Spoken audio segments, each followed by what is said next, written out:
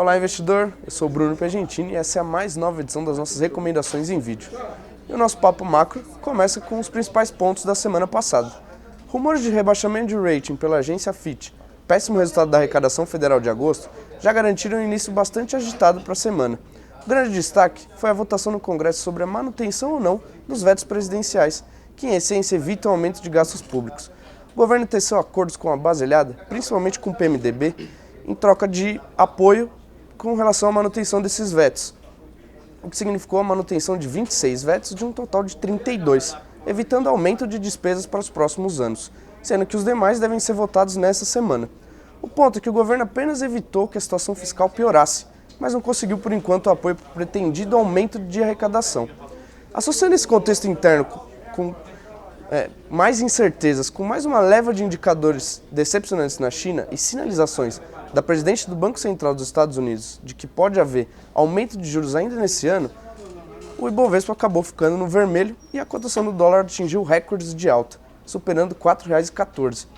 Por falar nisso, o presidente do Banco Central declarou que os juros permanecerão em 14,25% ao ano por tempo suficientemente prolongado e que as reservas podem ser utilizadas para influenciar as cotações cambiais, amenizando aí, no fim da semana, a alta do dólar.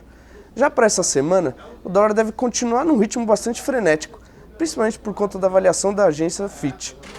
Ainda que alguns participantes esperem pelo pior, que é o Brasil deixar de ser considerado um grau de investimento pela agência, nós acreditamos que as atenções ficarão com a perspectiva da agência após o rebaixamento de um degrau apenas. Em âmbito político, na quarta-feira, no dia 30, serão retomadas as votações do Congresso sobre os 6 vetos presidenciais remanescentes, e nós esperamos que tais vetos sejam mantidos. Ainda assim, o governo está longe de conseguir promover o ajuste fiscal. Isso porque dificilmente haverá aprovação da CPMF, que é o principal ponto de arrecadação no ajuste apresentado. Ou seja, o que temos atualmente é um cenário em que as barganhas em torno da reforma ministerial, que nem mesmo foi anunciada, deram fôlego para o governo, porém os desafios remanescentes, principalmente relacionados ao processo de impeachment na Justiça e o ajuste fiscal, leia-se a aprovação da CPMF no Congresso e o aumento da arrecadação, devem continuar pressionando a Bolsa e impulsionando o dólar.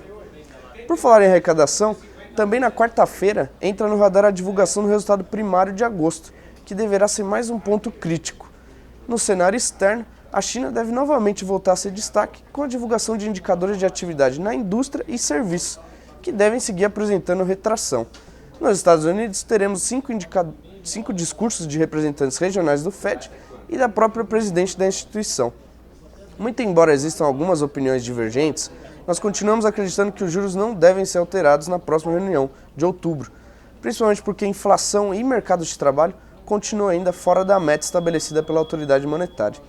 Então, em resumo, os assuntos CPMF, rebaixamento de rating e impeachment continuam como focos de nervosismo interno para o Ibovespa, contribuindo aí para a manutenção de um dólar nas alturas.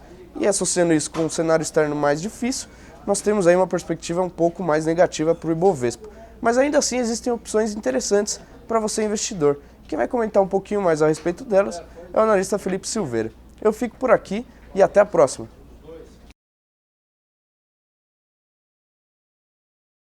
Olá, investidor. Eu sou Felipe Martins Silveira e conforme o cenário mais tenso que o Bruno Piagentini passou, hoje a gente tem 5 recomendações de compra, 3 mais defensivas e 2 para se beneficiar do dólar.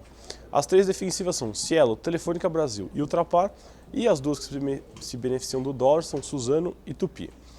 Os papéis da Cielo têm sofrido bastante ultimamente, caindo mais de 20% em cerca de 2 meses, com a deterioração do cenário macro e medidas do ajuste fiscal que afetam o setor financeiro.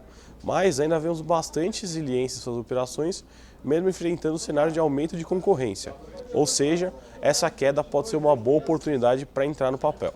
Outra opção mais defensiva é a Telefônica Brasil, e além de suas operações também mostrarem bastante resiliência, ela tem um robusto histórico de pagamento de proventos e distribuirá 147 milhões em JCP aos acionistas posicionados no fim de pregão da quarta-feira, dia 30 de setembro. O valor bruto aproximado é de 8 centavos para a ON e 9 centavos para a PN. O último papel mais defensivo é o de Ultrapar, que além da defensividade inerente ao setor de distribuição de combustíveis, devem continuar apresentando melhora sólida em seus resultados pela integração da rede de farmácias Extra Farma. Agora os dois papéis para se dar bem com a alta do dólar. O primeiro é a Suzano, tendo em vista que a empresa possui cerca de 60% de suas receitas denominadas em dólar.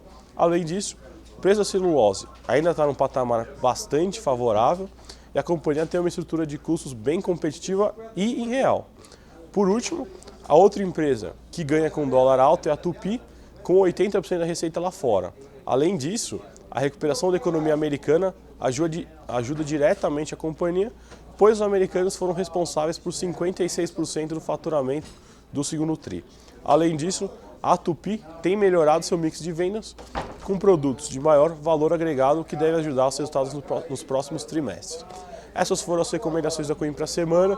Para mais notícias dessas e de outras empresas, não esqueça de curtir nossa página no Facebook e de acessar o nosso site. Eu fico por aqui, uma ótima semana e bons negócios.